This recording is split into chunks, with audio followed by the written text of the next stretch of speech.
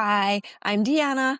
Are you ready to ditch the I'm not good enough story and start rebuilding from a place of worth? Each week, we dive into the messy middle of transformation, real stories of reinvention, career pivots, and people who rewrote their identity and their lives. I am not here to sugarcoat. I'm here to wake you up to what is possible. So if you're ready to reclaim your power and build the life that feels like home, you're in the right place.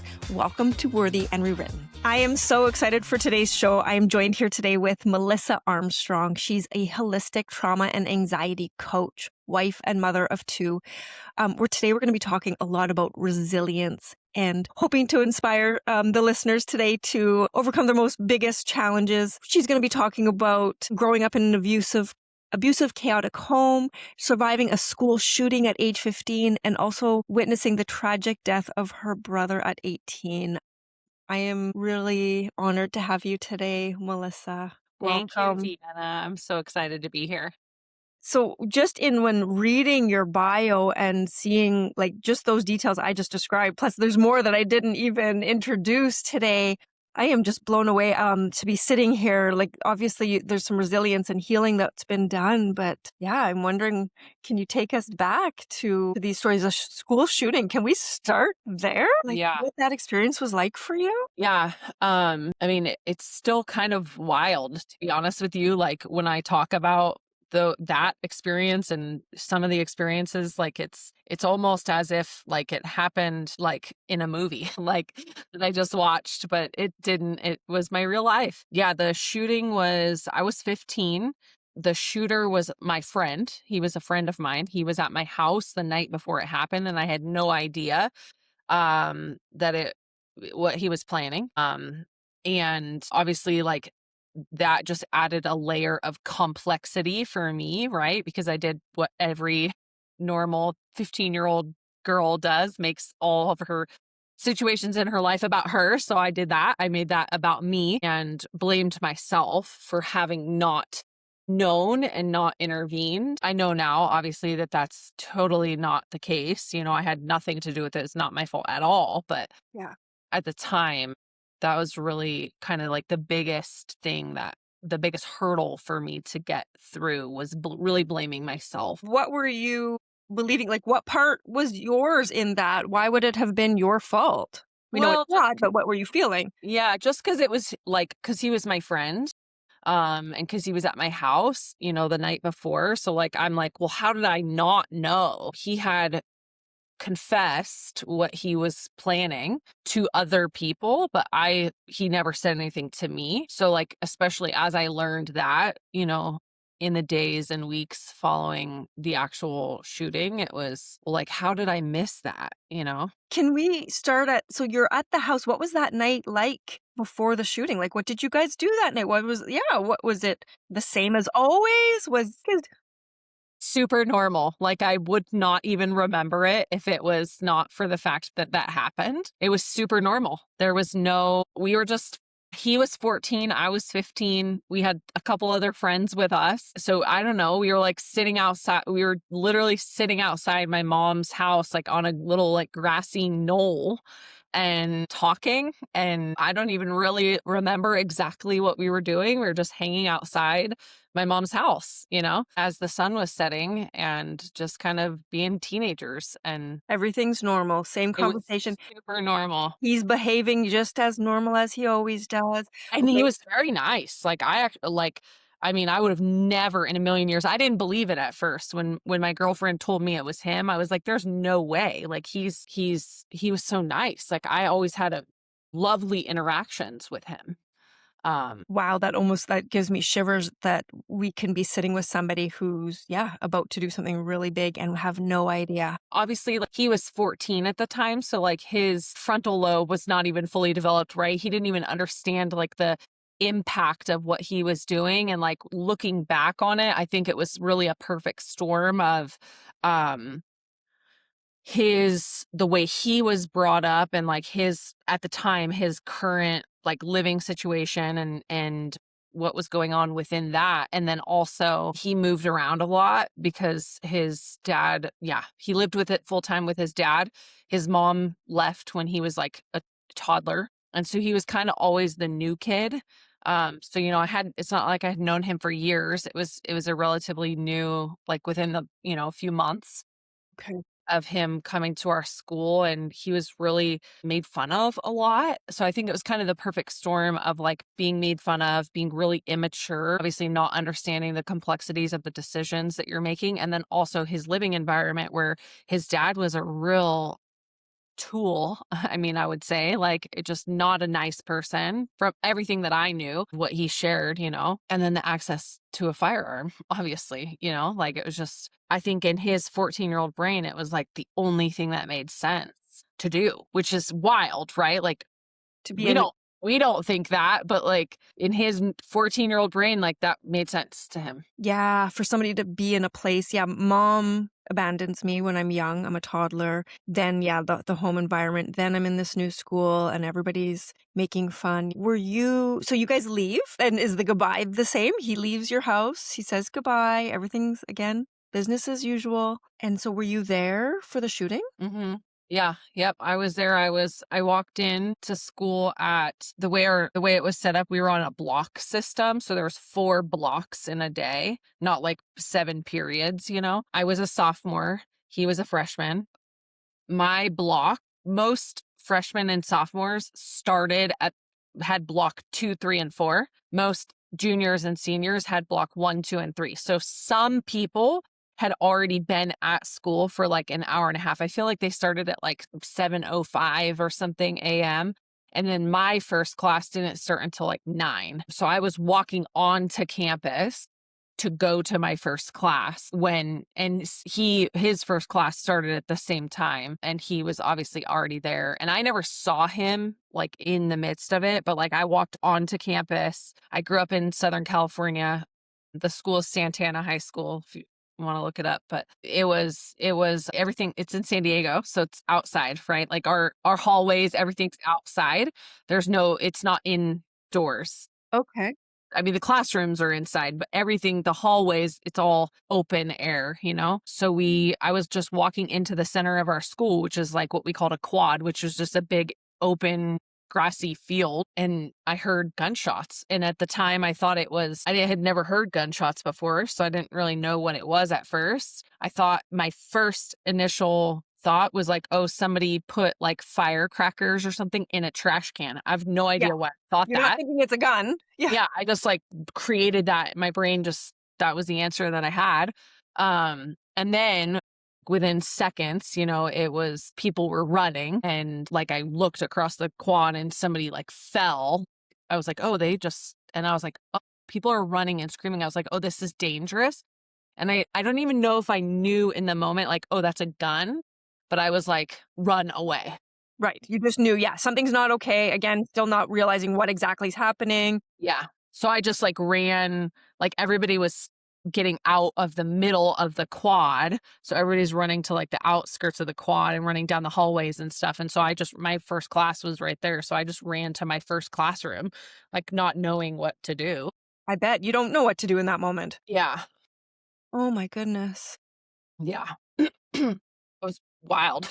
No kidding. So, yeah, so now you're in your classroom, everybody's dispersed. Yeah. Yeah. So, um, I ran in and there was multiple other people. There was people my first class was gosh, what was it called? It was called peer counseling. So I was a peer counselor, and so our classroom was in the counseling office. And we had like obviously like the school counselors that were like our teachers and like guiding us, right? And so we were like helping navigate issues between our peers, which was kind of cool in hindsight. Like it was a cool experience. So the teachers were already in the class, or the counselors were already in there. There's some other people in there. And then like, a few of us ran into the room or ran into the class, and, that had like multiple offices. One of the guys that had been shot was like shortly behind me. So he was shot in the leg. When I think the teachers like kind of or the counselors like figured it out like pretty quickly. Like I don't remember telling anybody, like they just like knew what was, like, and so one of the male counselors slid over. This is like early 2000, it was 2001. So like the giant like metal filing cabinets like slid a filing cabinet in front of the door so the door couldn't open. Yeah. And they took us into one of the back offices and told us all to sit down. And so we did. We sat there, and in my head, I don't know exactly how long it took, but I remember being like, this is like, we're going to die here. Like, this Feeling, is the end. We're going to die here. There's a kid next to me, like bleeding, oh right? my And they're goodness. like putting pressure, and it seems like it took forever. Like, and it probably was only matter of minutes. Cause I know like from the time that that he opened fire until the time that the police had him in custody, it was like 10 minutes, like less than 10. It was fast. It seemed like it took forever. And then, whatever knock on the door, or somehow the counselors got word that like the police were on campus. A suspect had been apprehended, and then they were like evacuating the school. Yeah.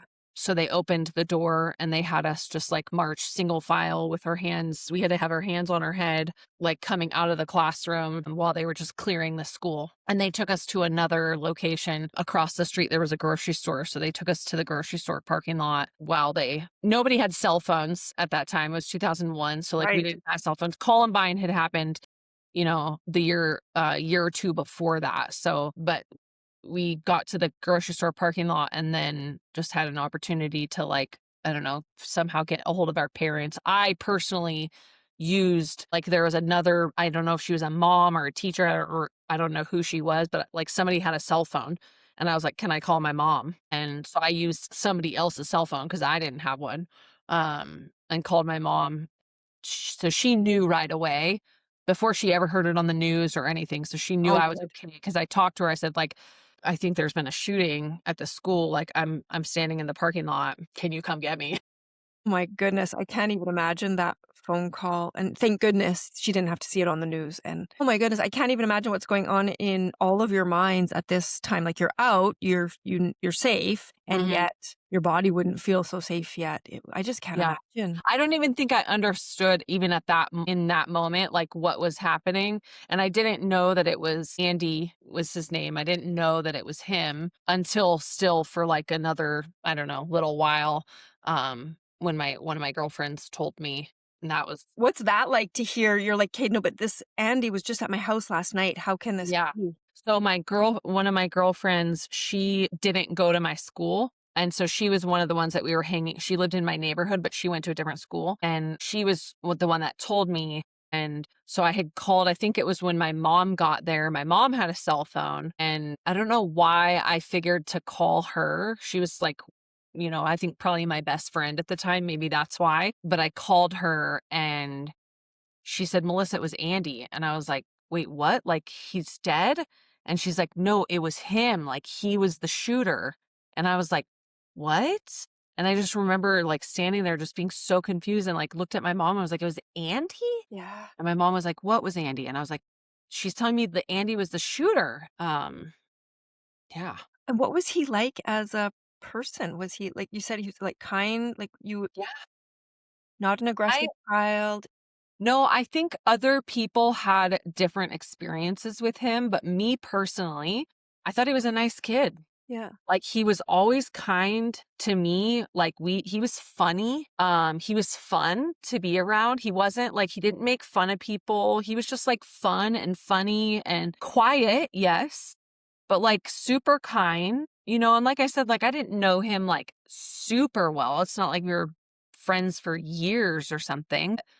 Um, yeah, we were kind of in a mutual group, and we kinda all hung out together for those, like, few months before the shooting. So it was My goodness. So, was there anybody injured that you knew? Was it anybody close to you? No, I mean, yeah, it was kind of a smaller school, so, like, I knew almost everybody, but, nobody, like, really close to me. But there was 2 deaths, 2 boys were killed, and then I think it was, like, 13 or 15 people shot and injured. Injured, oh my They goodness. all survived. So, I'm now sorry, the therapist in me is diving in. Was those 2 the 2 that died, were they the ones that had been bullying him? No.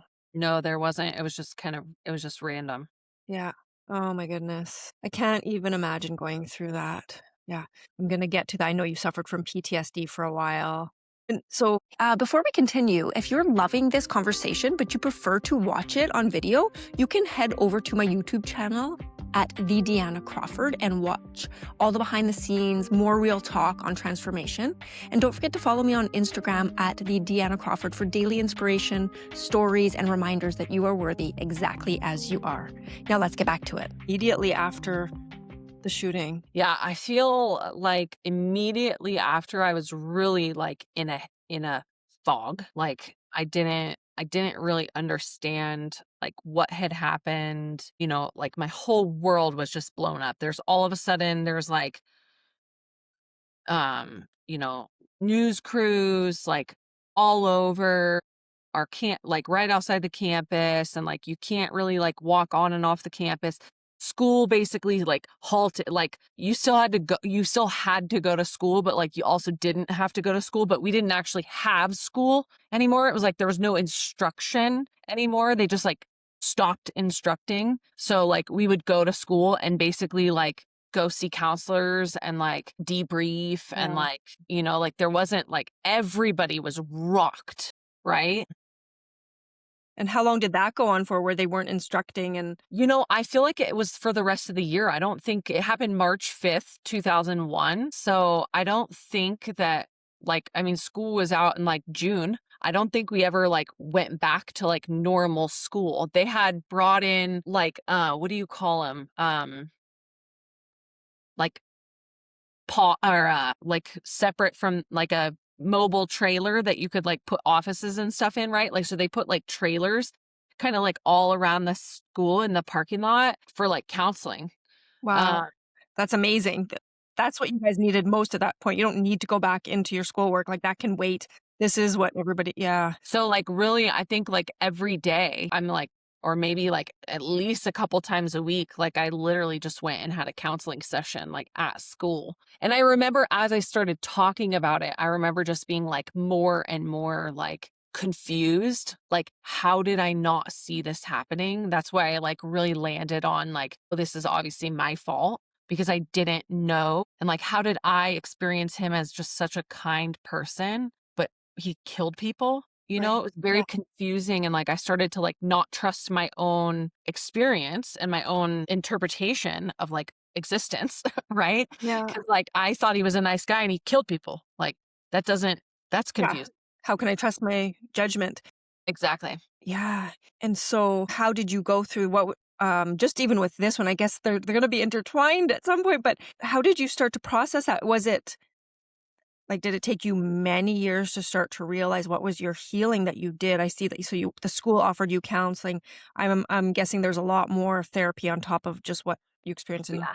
yeah, Yeah. Well, I mean, I had experienced therapy long before that, even because like my early childhood was very traumatic too. My parents were addicted to heroin, and my dad left when I was 6 and never came back. And my mom was really verbally abusive and emotionally unavailable as a result of her own trauma and relationships with my dad and my brother's dad and stuff, and drug use and all of that. So I had already kind of been in and out of counseling for a while, and I was already, like, kind of an anxious child, right? yeah. Just all everything that had Oh, happened, so when that happened, when the shooting happened, I think it just, like, exponentially, like, it just went off the charts, you know? I didn't trust myself, I didn't trust people around me, I blamed myself, and I thought, like, "This is all my fault, like, how am I ever gonna live with myself?"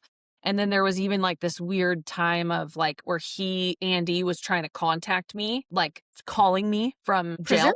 Yes, just to, like, have a friend, and I remember being like, "I cannot talk to this guy, like, what on earth is going Yeah, on right now?" You know? yeah. And so I remember just telling my mom, like, I did actually talk to him, like, 1, maybe 2 times, and then I remember just being an absolute wreck afterwards because he's just, like, trying to be normal, like, he's not gonna talk about the shooting, like, I don't remember what we talked about, but I know that it was, like, he just acted like he was, like we're, like, friends on the phone, like, "Hey, how was your day today?" And it was Oh like, my goodness. "Dude, you blew up my whole life, like, what?" You know? Yeah. And so I remember telling my mom, like, I can't do this. And then I think slowly after like the initial shock wore off, where I landed was like severe depression and PTSD. Like I started having flashbacks. I had insomnia. I had horrible insomnia at first. Like I don't think I slept for like weeks initially after it happened. And then yeah, where I landed was like severe depression and panic. And I started having like panic attacks, and that led me down a really dark path of like suicidal ideations. And I was placed on, in inpatient psychiatric holds a couple times in my, when I was like 6, so like the next year. And that's kind of like where I was when I was and I started smoking a lot of pot Yeah. I would imagine it's something to and cope. like trying to get out of and trying to act normal, but like feeling really broken inside. And then when I graduated, I was a year young, so or a year younger than everybody. Um, and then I graduated high school a year early. So I actually like graduated. I had just turned 16, or I was just about to turn 17 when finished high school. Wow, that was young. Just trying to get out. I was like, I didn't even wanna step foot on the campus, like, I didn't. And so I decided, I'm like, "Well, I'm gonna go, like, start working and, like, maybe go to college, maybe not." Didn't really know what I was gonna do, and I started working and actually met my husband. At the time, I was 16, just about to be 17, and started dating him. And I feel like life kind of like I just didn't really deal with that stuff. I just kinda, like, compartmentalized it. It was something that happened, but I was just like, okay, that happened. Like, it's just going to be over there, and I'm going to like move on over here. And I think I was actually able to maybe kind of do that in some way. Yeah. I was on antidepressants and, like anxiolytics, like taking Xanax a lot, and had still very bad anxiety. And then I feel like life kind of started to seem like it was getting better. And I was like functioning, and I started going to college, and I was working full time, and, had this boyfriend who I was in love with, and moved in with him. And then my brother died. Um, and so I just really like I can't it imagine. it all came up again. Of course, right? No, I'm not able to compartmentalize any longer. Yeah. Are you I don't know, you said he passed in front of you? Yeah. Yeah, he was in an accident. So, like, at the time, I was working at a horse ranch, like mucking stalls, manure, scooping manure all day, which was oddly like my favorite job probably that I've ever had. I didn't live full time with my mom. I lived mostly with my boyfriend. But I often went back to my mom's house to like do laundry because my boyfriend and I lived in an apartment. We had to pay for laundry, right? So like I would bring my laundry over to my mom's house and do it because she had a washer and dryer and I could do it for free. And so I had my laundry in my car, and I was going to go to my mom's house after work and go do my laundry. And I had school that night. I was going to night school. And I pulled up to my mom's house, and my brother, who also did not live with my mom, was sitting outside her house in his truck, and he had a four-wheeler, a quad, on the ground right below his truck, and he was just waiting for somebody to come home because my mom, he had a troubled past and had lots of things happen, and they were kind of on the outs, but my mom had changed the locks, so like he couldn't get into the house, but he wanted to put this quad into my mom's garage. And so he was just waiting for either my mom to get home or, somebody to show up. I had another sister who was a year younger than me who also was like independent and working and stuff. And so I happened to show up first, and he's like, "Oh, hey, look at my friend's quad, like, blah blah blah." And he was like, "We just went to the desert. It was so much fun." And I had never ridden a quad before. And he said, "Do you want to ride it?" And I was like, "Sure, why not?" And so he put me on it, and it's a manual transmission, but you control it with your fingers, so you're like trying to, and I've never ridden one before. So I like rode it in like a half circle, and I stalled. I didn't shift correctly, and the bike turned off. And my brother, in true older brother fashion, like made fun of me and told me how much I sucked. And he like kind of pushed me and he jumped on and he said, get off, get off. And he like pushed me off and he jumped on and he said, watch, I'll haul ass. And he took off down the road and he flipped the bike and died in the street. My goodness. Yeah. No. Yeah. I actually started running after him before he flipped. I knew something was wrong, and I don't know, other than like a message from God, like that's the only reason why I like knew, but I knew something was wrong, and I chased after him before he flipped. And then by the time, and it was like, 3 o'clock on like a weekday, Yeah. so there was like kids riding their bicycles and there was like people walking there. My mom lived in a condo, so it's like in a complex, there's like people checking the mail, and so it was witnessed by like a handful of people, and it was just on the street, like right behind her house. So not a alleyway, but like an actual street where cars were driving by, and so like I actually got to him after other people who were closer to where he flipped got to him first. And I like remember just running up to him, like screaming, like, oh my God, oh my God, oh my God, like what's going on? And there was somebody, I don't know actually if it was a man or a woman, but like somebody tried to like grab me and like hold me back from him because I was hysterical. I bet. Yeah.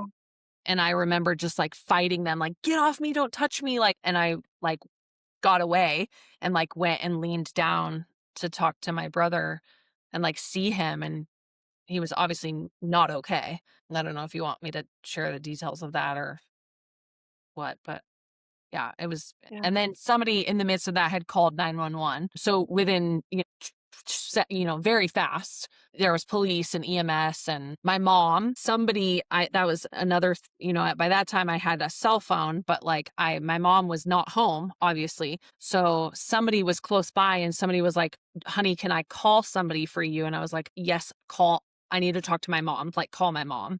Yeah. And so somebody like dialed my mom's phone number and gave me the phone. And I was like, Mom, Justin's been in an accident. You got to come home right away. And then I think what happened is maybe the EMS said like, oh no, don't have her come here. Have her go to the hospital.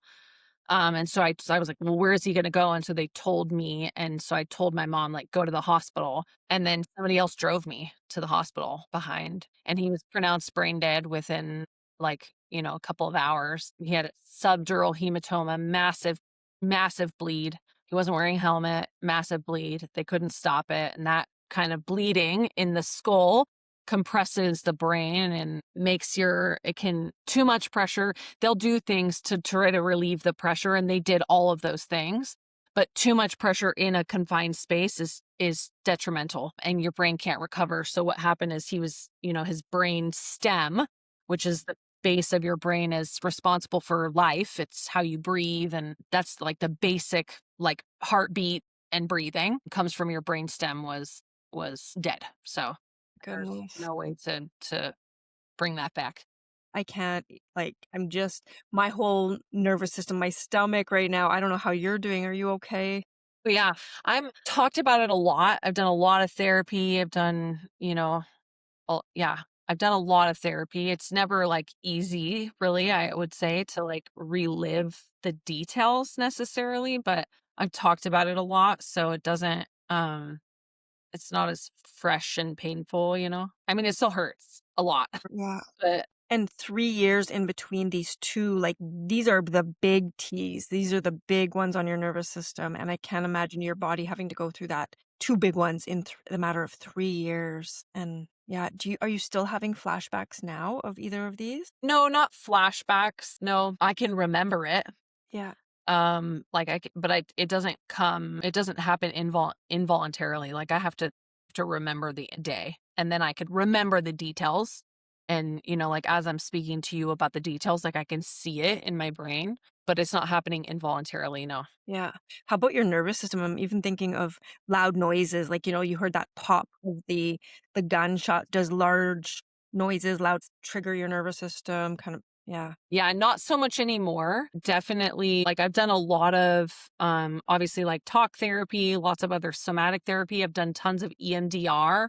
And all of those things I think have trained my nervous system has done quite a bit of healing. Like, I don't think healing is a destination. I think it's a journey. Not that I've arrived anywhere, but I am definitely in a totally different place than I was, in 2001 when that happened. But yeah, for many years, any sort of like a balloon popping or like a car door slamming would cause me to like have a flashback and like fall to the ground in the fetal position a Yeah. lot of times. Still to this day, I don't like being scared. So like if somebody like walks up behind me and I don't hear, like even so my husband knows now after years, right? Like he's, like he doesn't surprise me. He doesn't like walk in to a room quietly. He kind of like will intentionally like say something or like, hey honey, like as he's coming around a corner or something. So I know that he's there. So he doesn't just like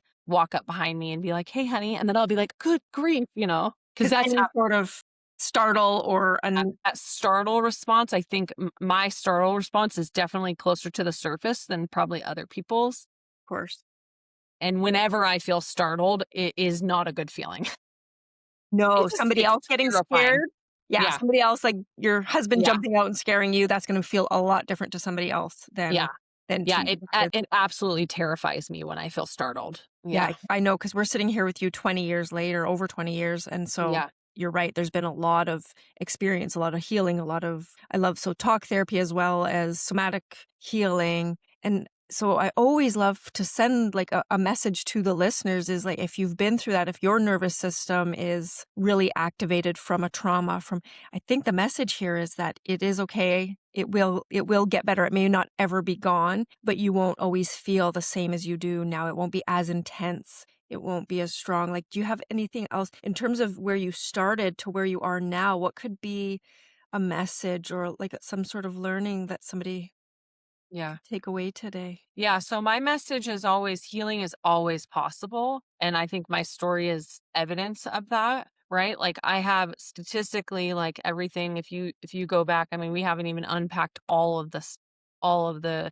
trauma that I've experienced, but like statistically, I should be in a very different place than where I am. Right. And again, not that I've arrived anywhere. Like I definitely don't have it all figured out. Like I'm on a journey just like everybody else, but my life is not at all what like the psychology books would tell you that I'm destined to have based on the experiences that I've lived through, right? So my message is always healing is always possible. It doesn't matter what you've gone through, it doesn't matter the story, what the doctors say, like anything. Healing is always possible and it boils down to like you said, like learning, allowing your nervous system to heal, learning to uh, recognize your own patterns, right? So, like all of those things that happen, like I learned patterns in those moments to keep myself safe, but they weren't actually serving me as I got into adulthood, right? As a child, I learned to perform, to be seen, right? To be Yeah, loved because I felt like that's what I had to do in order to get my mother's love. And as I got into an adulthood, I realized that that's actually like really dysfunctional and it's actually keeping me stuck, right? And I was believing that I had to perform to be worthy of love, which is a lie. And so recognizing your own patterns and then learning to be with yourself in those feelings, allowing yourself to feel the feels, right? Like talking about these things. I mean, it's still uncomfortable, but years ago, like I would avoid talking about it because it hurts so bad, right? But like what you resist persists. So if you just don't look at it, you don't talk about it, it's just gonna come up somewhere else, right? I love that message. It's so true. You had to compartmentalize. You had to do that for a little bit. It was that intense, and that's okay for us to do that sometimes, but what you resist will persist. So eventually you must look at it because otherwise, like you say, it'll manifest in other ways. You'll start to carry it out without knowing. Yeah. Yeah. Oh my goodness. And so you are a holistic trauma Yeah, and anxiety coach. Yep. anxiety coach. And so did you take is that because through all of your experiences, have you now turned it into like a passion project or your purpose to help others heal? Is that how Yeah, so when my brother died, I was like, I'm gonna be a nurse. And see, because the nurses were angels on earth, right? They like helped us so much in the hospital. My brother was brain dead, but the process of donating his organs, that's not a fast process. So he was in the hospital for, like whatever, 36 hours or something around there. And so the nurses were really pivotal in helping my family and me personally, like, understand as much as they could, but they were just so compassionate. And so, a couple weeks after my brother's death, I was like, "Oh my gosh, this is what I'm supposed to do. I'm gonna be a nurse." And so that's what I dedicated my life to doing. I became a nurse and I was licensed in 2010, and I started in a pediatric ICU, level 1 trauma center in pediatric ICU, actually right next door to the hospital that my brother was in. oh As an my goodness. adult, he was an adult. Obviously, he was 23, so he was at the adult part. I was in the children's hospital, and I worked there for many years, not really understanding fully how that was still like, doing that was actually, like, making stuff come up for me I because, bet. I mean, pediatric ICU, like, you can't unsee that stuff, right? Yeah. And a lot of it is like really tragic, obviously, right? And like you see the 1% or the 0.5% of like the most horrific things. So that was not good for my nervous system. No. Ultimately, eventually, I ended up like leaving that environment, looking kind of like, okay, what is this? What nursing is supposed to be? Like, this feels like it's not aligned. I started to notice like a gap, a growing gap between like what I thought I was going to be doing and what I was actually doing. Yeah. And I just noticed like I feel like we're just, putting band-aids on problems. Like people need all the while I was going through my own kind of metamorphosis, right? And like my own journey. And as a patient, I was like going to a doctor, like, I have this symptom, I have this symptom, I have this symptom. And they're always like, okay, here's another prescription, here's another prescription, here's another, go see a specialist and maybe get a procedure here or do this, And when I was 24, the year I was licensed, I was on 7 different prescription medications and I was so unwell. And yeah, so like over the years of nursing, I just realized that there was a gap and I just thought like I wasn't doing what I was supposed that I feel like I've been put by God on this earth to do, which is to help people in the way that I'm helping people now. And that gap started getting bigger and bigger and bigger. And like to the point where I was like, I hated my job. I Yeah. cried every day on my way to and from school, to and from work because I was like so miserable. I was like, I can't do this anymore. And then I started just pursuing the path of like being certified as a holistic nurse. And then 2020 just expedited that process for me and blew my whole world up again. And I, lost my job and wound up with no other option really but I was like, well, my husband was like, well, what are you going to do? And I was like, I want to open my own business. And he's like, what are you waiting for then? Love And it. so I did. And now you're completely aligned? What you're doing, Oh does yeah. this feel now there's Oh no more yeah. gap?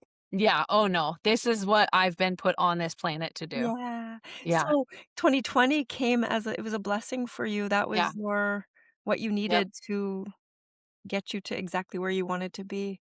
Yep. Yeah. Oh my goodness, and I know that there's so many more stories that you could share today. Maybe that needs to be a episode 2, but I am so incredibly grateful for you to come on because my message is I want people to know that no matter what we go through in our lives, we can get to the other side. It does take some work, it takes a healing journey, but we Yeah. can all get there, and yeah, your story proves that absolutely. Melissa, such a pleasure to have you on the show. Thank you so much for being vulnerable today and sharing Yeah. your stories. Absolutely. Thanks for having me. It's always an honor to share my testimony and just, hopefully give people a little bit of hope. That's what I'm hoping to do. Okay, and if anybody wants to connect with you, I have your social media. I will make sure that I link that in the show notes for them. Perfect. That's it for today's episode of Worthy and Rewritten. If you enjoyed what you heard, please hit that subscribe button. It helps more than you know. I'm on a mission to help as many people as I can wake up their worth and build lives they don't need to escape from. So please share this episode with someone who needs to hear it. And remember, if your gut has been screaming that there's more for you, listen to it. You're not too old, too late, or too far gone. You're right on time. See you next time.